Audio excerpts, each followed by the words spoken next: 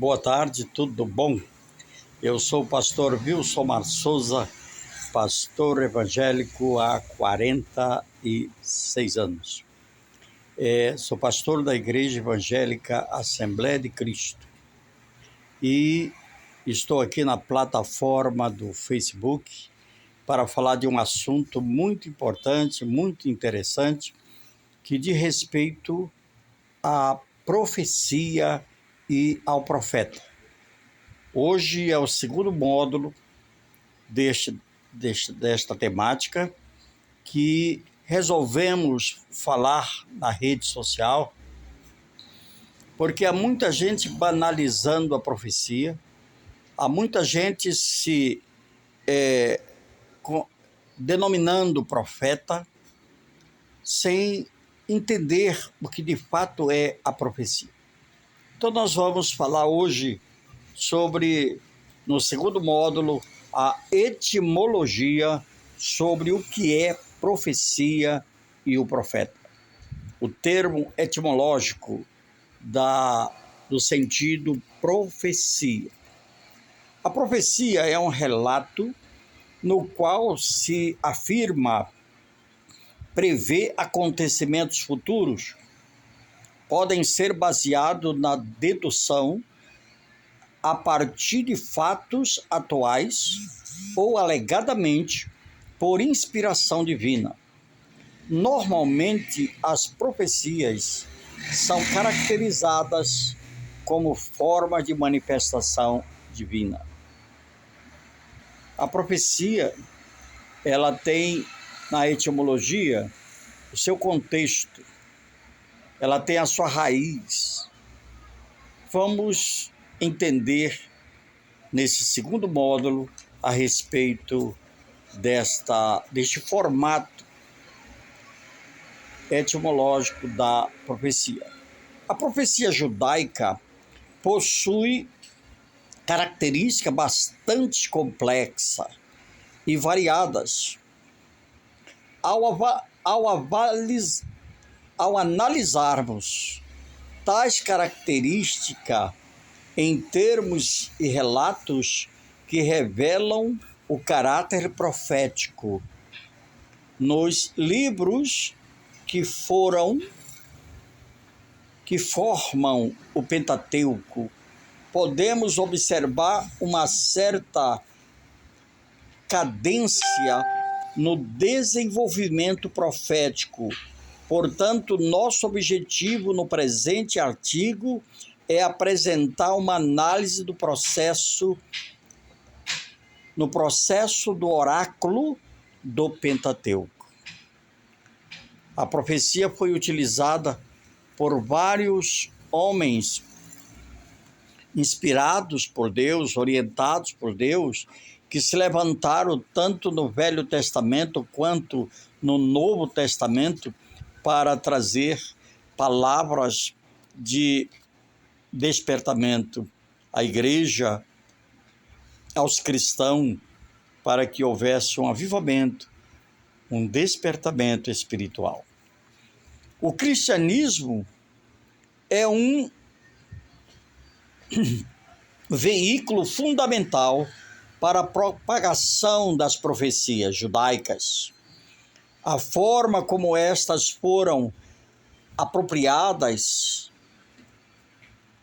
e reinterpretada pelos cristãos diz muito sobre a sua importância para o cristianismo e para o crescimento e o desenvolvimento do cristianismo.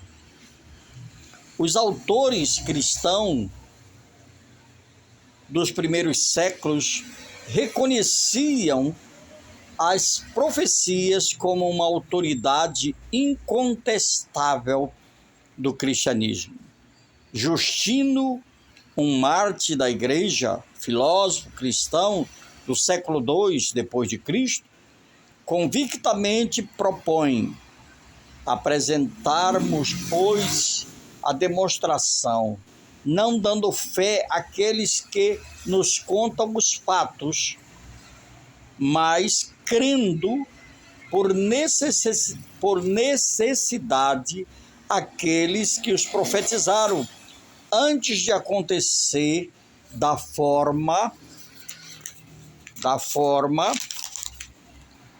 que os vemos cumpridas ou que estão se cumprindo diante dos nossos olhos, tal como foram profetizados. Demonstração que acreditamos que parecerá a voz mesmo a mais forte e a mais verdadeira. O profeta que tem a inspiração divina e que traz a revelação de Deus, ele comunica, ele transmite esta palavra que não é sua, mas é a vontade de Deus para aqueles que precisam serem despertados. A etimologia da palavra profecia, do termo profecia, os termos utilizados no hebraico para profecia e para profeta, o termo hebraico nabi significa porta-voz, orador, profeta. A origem de nabi é incerta. Existem basicamente 4 teorias sobre sua origem. A primeira é de que venha da palavra árabe nabar, a que significa anunciar. A segunda é de que tenha seu étimo no verbo hebraico naban, significando borbulhar. E a seguinte, consequentemente, extravasar a palavra. Outra teoria diz que pertence à raiz acadiana nabu, que quer dizer chamar, dando a ideia de que aquele que é chamado por Deus. A última teoria é de que sua origem seja de uma raiz desconhecida, como veremos no próximo módulo. Vamos observar um termo profético, analisar um termo profético. E disse-lhe, um termo profético, disse-me o Senhor, profetiza a esses ossos, e diz-lhes, ossos secos, ouvi a palavra do Senhor. Ezequiel, capítulo 37, versículo 4. Qual a ideia do termo utilizado pelo profeta Ezequiel?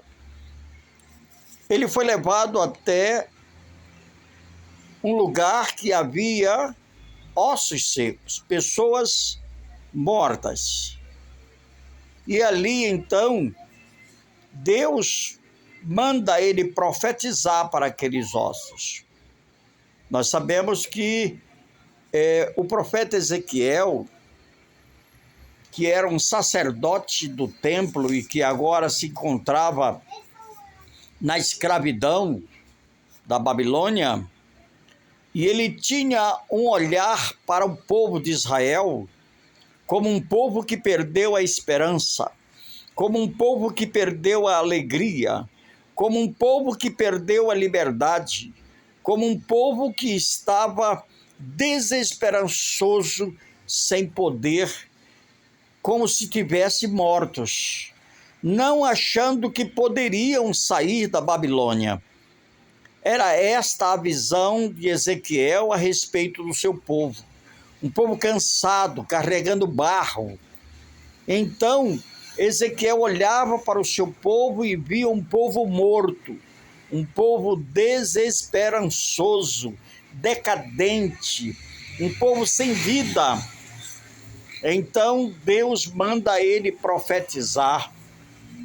E a sua profecia, ela está intrínseca de que ele está falando para Israel, para o seu povo, para que eles se acordem, se despertem e mostrando que Deus, na sua autoridade e no seu grande e poderoso amor, Ele pode usar um homem para que ele possa, crendo, confiando.